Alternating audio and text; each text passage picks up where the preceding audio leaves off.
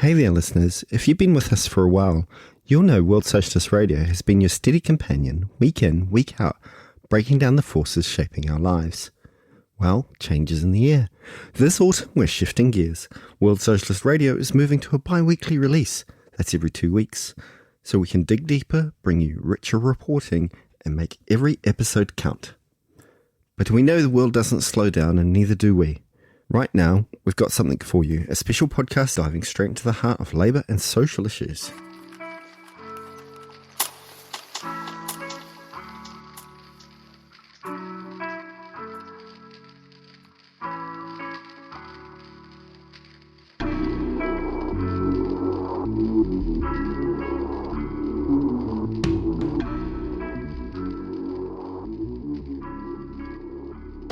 Whenever I go shopping into town, I walk into town, and when I walk back home, I go past a pub that we all used to use back in the day. It was a pub where all the bands met because it was near to some practice studios. So all the bands used to go in there, and I've got lots of fond memories of that pub.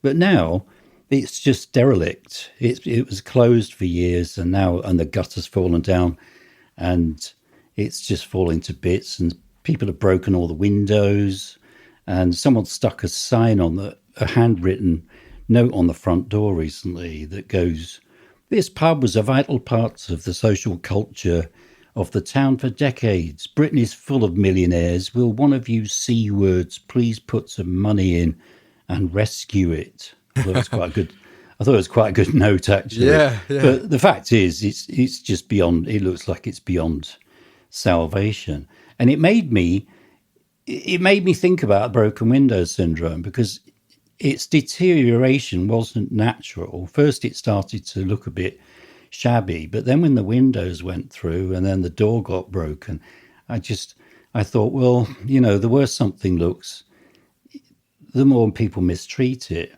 And so that's when I started thinking about broken window syndrome. Yeah, so maybe let's talk about that a bit. So yeah, you've already mentioned briefly what this broken window syndrome is, and perhaps you can say how this relates to the relative cleanliness of the trails out in the Lake District and out in the Peak District. I live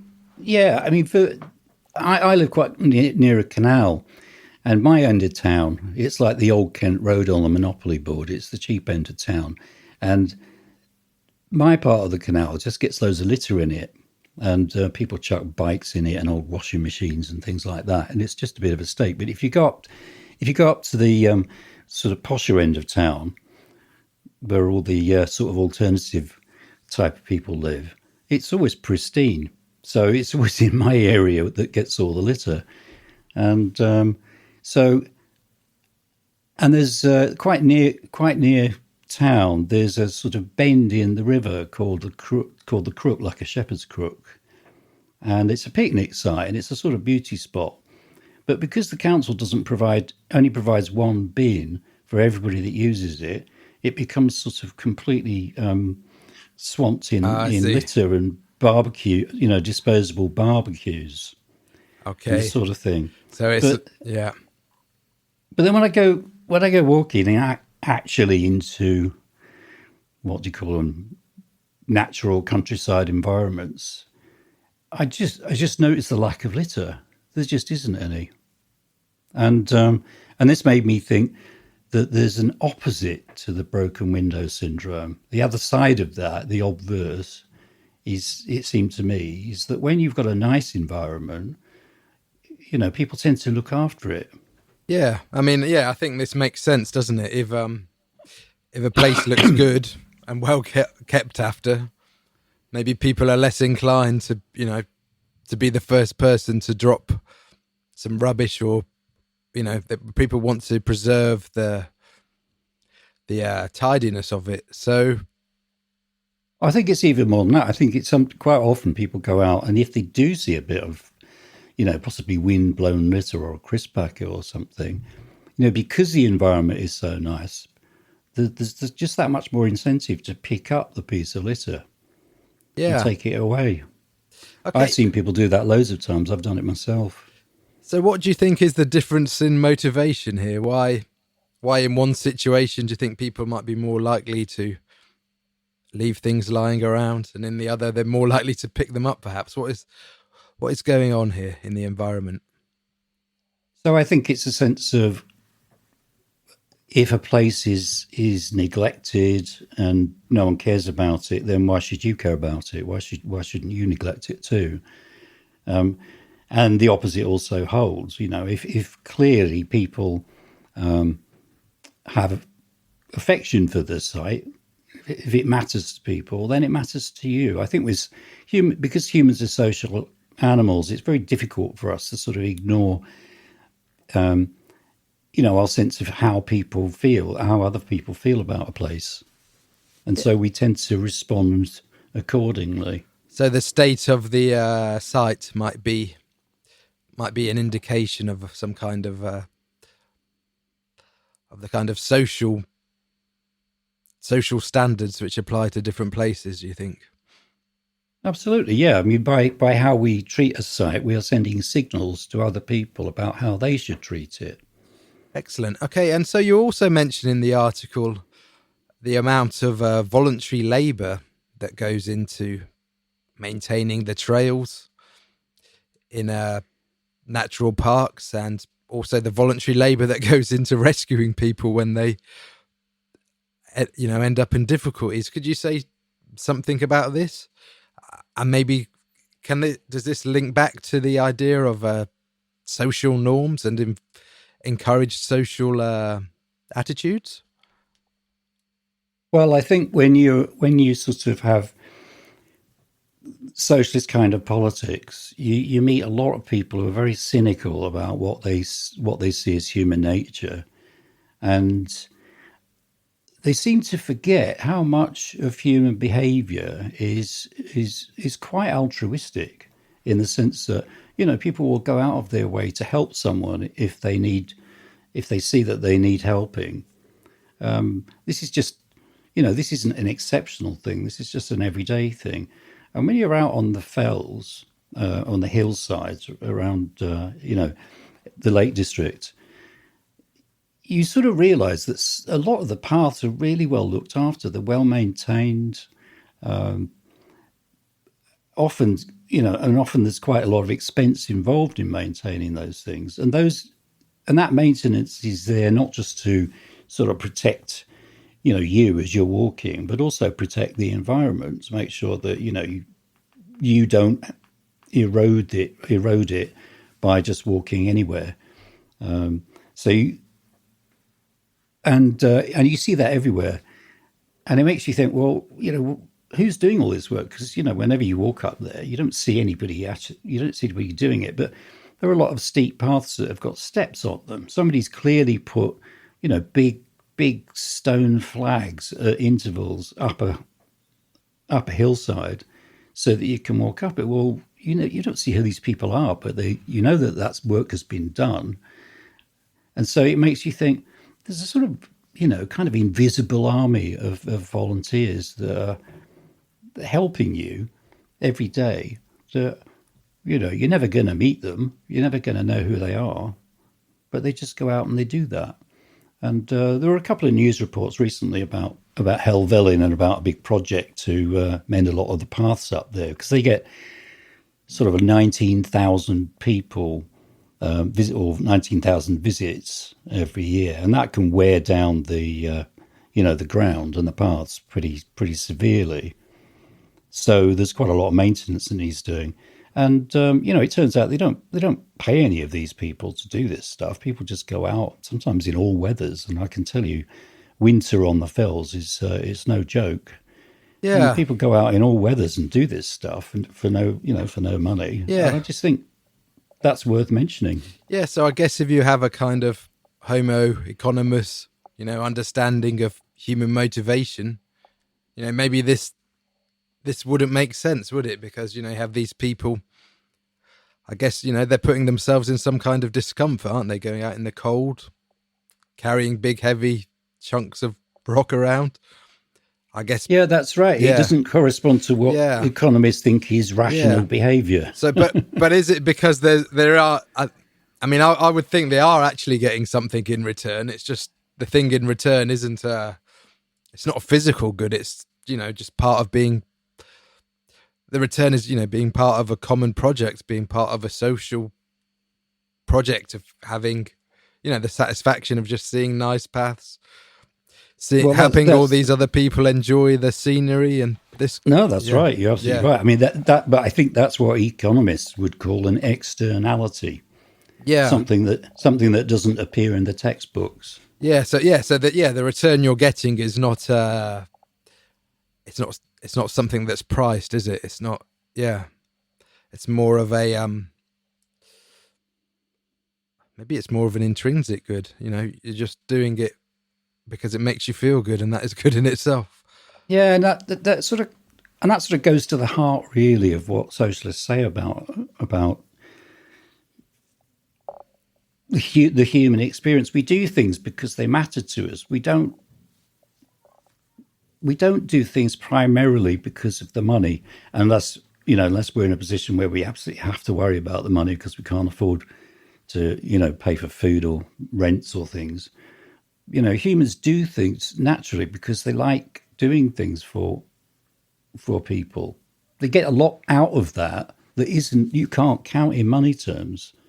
Yeah. So, and I think people who are so schooled in the capitalist mindset that they simply cannot think outside that framework really kind of struggle to understand what it is that makes people volunteer to do, sometimes quite hard work, sometimes quite dangerous work. I mean, I know somebody who's a mountain rescue volunteer, and they do go out in quite dangerous conditions sometimes, if there's an emergency. And of course, we all know about lifeboat crews as well. So, this volunteering isn't just to make people feel happy and cuddly and cozy. It's also quite risky sometimes. Yeah, for sure.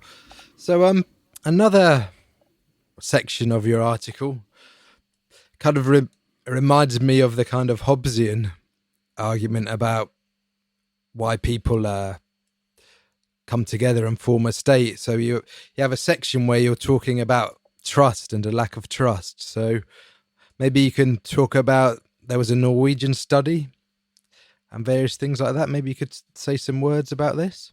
So there was a recent study, a Norwegian study that looked at, I think they had 8,000 participants, and they were looking at how much people tend to believe in each other's honesty, which is to say,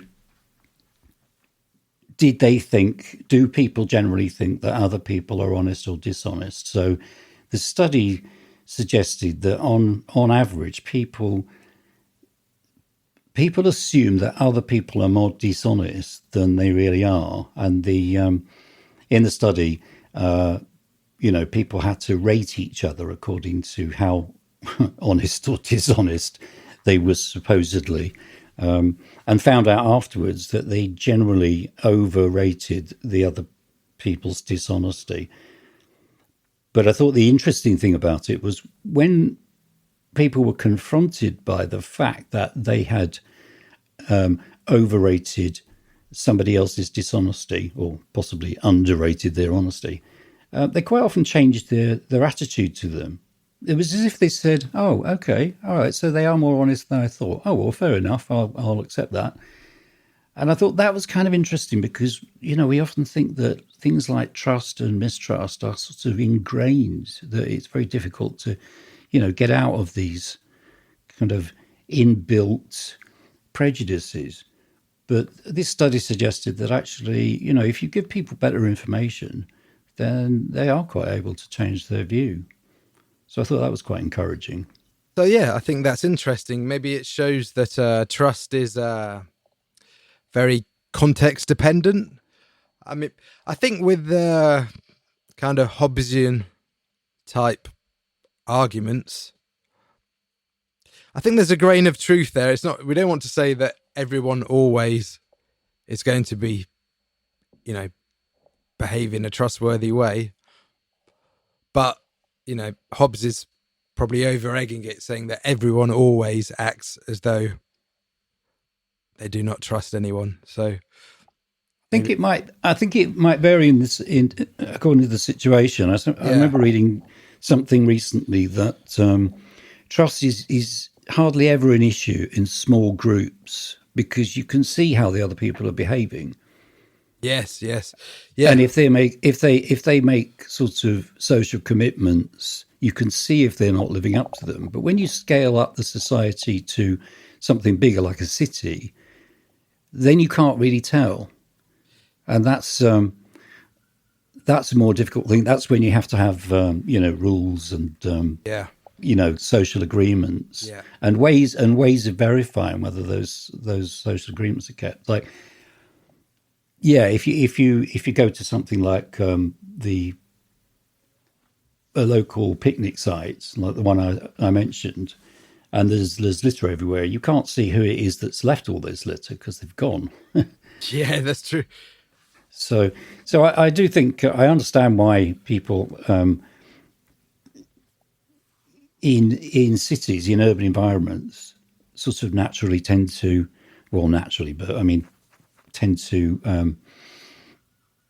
be a bit dubious about the honesty or otherwise of other people. Yeah, I guess this kind of brings it back to the kind of culture, or the, like we were talking, why do people help in the laying the paths and stuff? And maybe, if society is structured in such a way that it nurtures a cooperative culture, then perhaps these problems would be not completely eliminated, but they wouldn't be reinforced by the way we have to survive like they are now. Like a competitive society sort of reinforces selfish and competitive behaviours. Well, I mean, it occurred to me that there's something intrinsically mistrust-inducing about the way that capitalism works. In fact, any kind of property society where trading goes on, because, if I sell something to you or even barter something with you, you know that it's in my interest to cheat you if I can. Maybe I haven't given you a full weight. Maybe I've laced it with something like they used to put sand in rice and flour and stuff like that to make weight.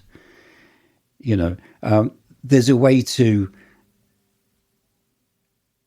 If there's a way to cheat, I might use it, and you don't really know that I'm not doing that. So, if I have a vested interest in cheating, you can't ever really trust me. But if I'm giving you something, in other words, if what we have is not a trading economy like capitalism or property society, societies of the past, if we have, instead of that, we have a gift economy like socialism, and I'm just giving you something with no expectation that you've got to give me something back, because that would be trade. I just give you something and you say thanks very much and off you go.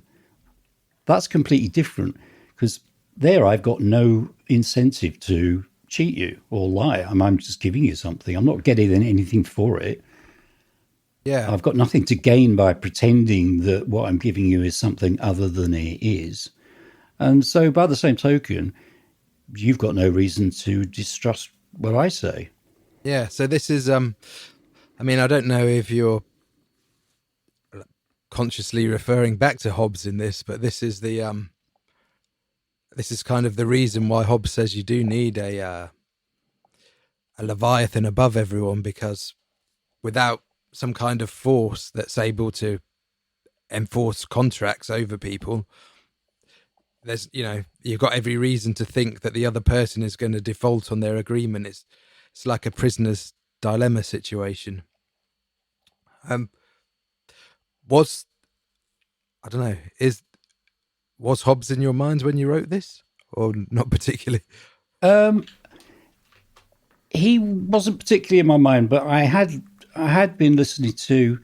I listened to an interview recently with Luke Kemp, Yes, who's written Goliath's Curse, and I think I was unconsciously channeling one or two things that he says in that book. So he calls the Leviathan, Hobbes's Leviathan, he calls that a Goliath. Yes, that's right.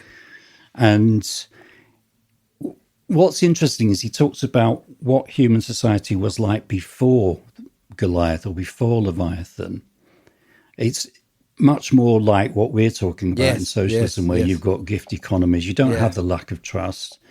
You have things like exit options. So if you're in a particular community and you don't like how it operates, or you don't like something about it, you have exit options. You can just leave. You can go somewhere else. There's nobody to stop you, and that means that makes you free.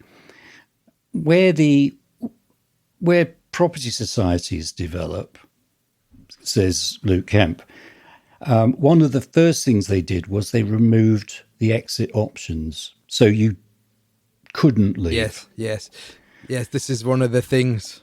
Yes, in this book, which so he says a lot of early states actually collapse because they can't actually enclose all their subjects within them.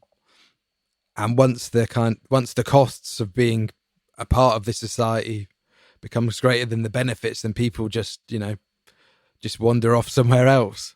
Isn't there a bit in I think, doesn't Marx talk about something called the Swan River? Yes, this is exactly the same thing.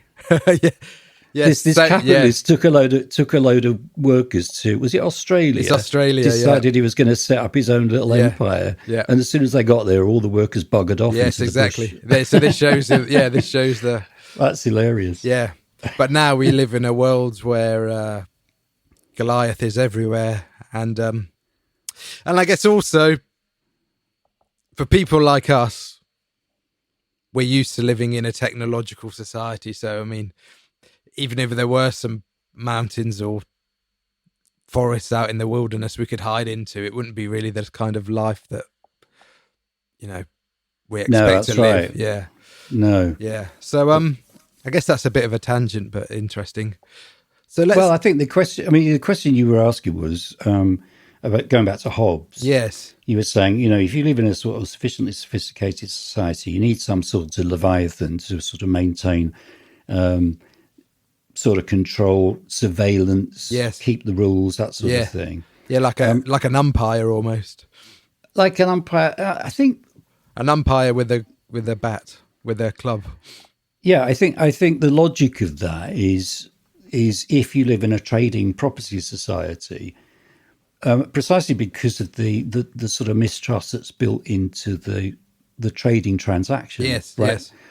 Right from and that's why I think the whole sort of structure of a trading society is based on mistrust. It's got mistrust built into it. Yeah. And that scales up to every level. But if the basis of distribution is a gift economy, although I don't even like talking about the word economy as such, but if you just make things to use them and to give them away to people so that they can use them, and there's no sort of trade, there's no kind of transaction in that sense, then that removes the kind of core of mistrust at the heart of the system. And so you have a sort of sense of mutual confidence that then scales up in its in parallel. Yeah, so I think in exchange societies, you have the problem of kind of reciprocity.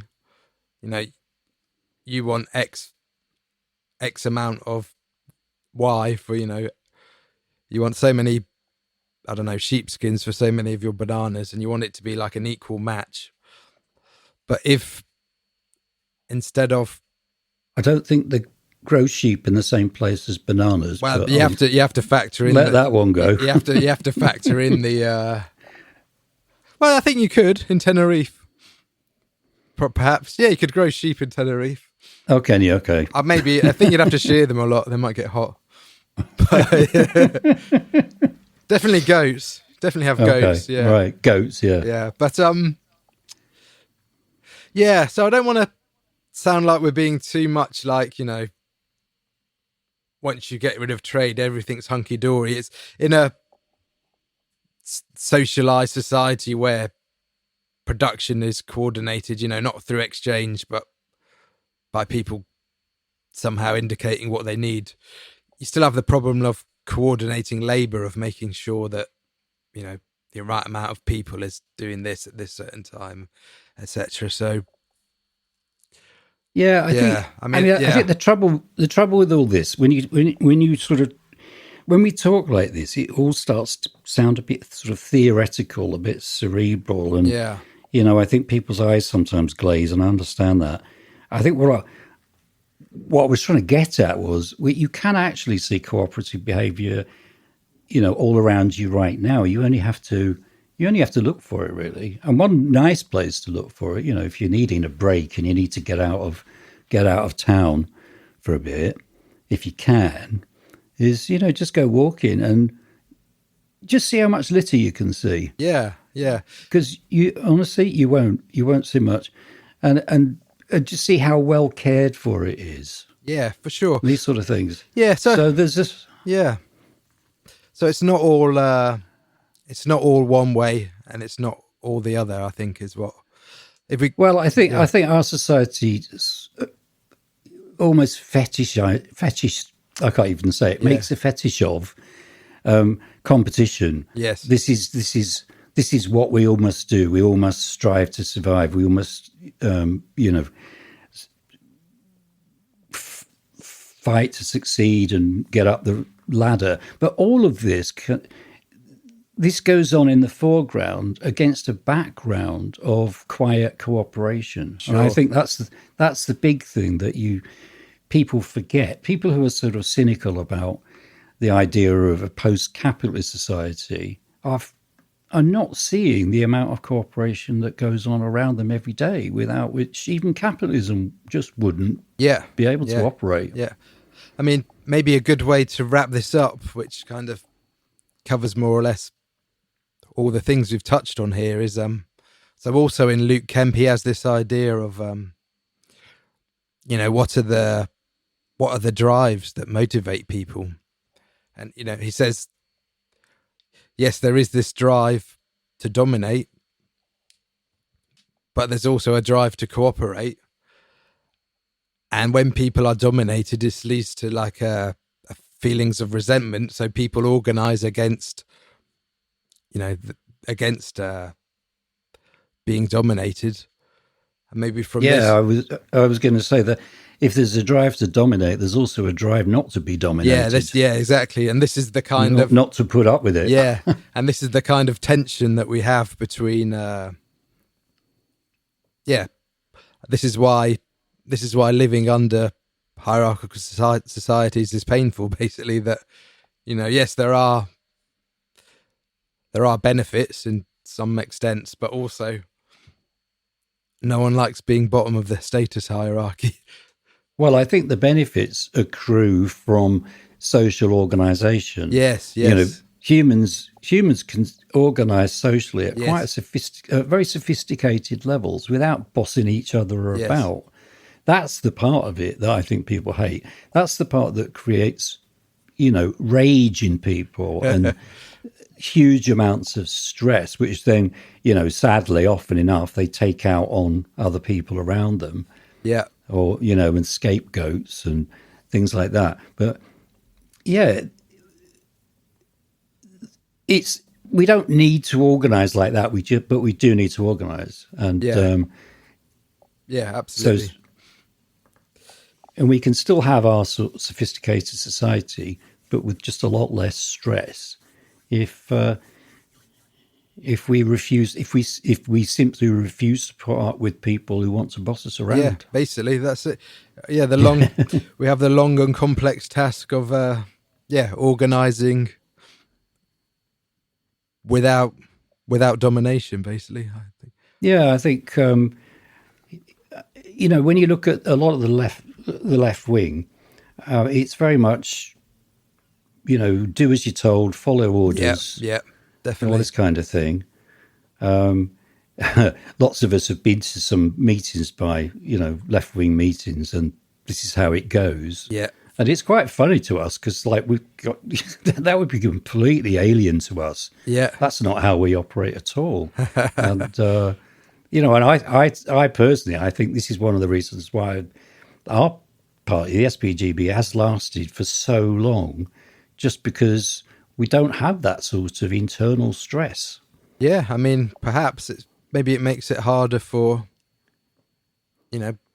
cults of personality and leadership to lead to the collapse of the organisation. Well, yeah, perhaps. I think so. Yeah. Okay, so thanks for listening to this episode of World Socialist Radio.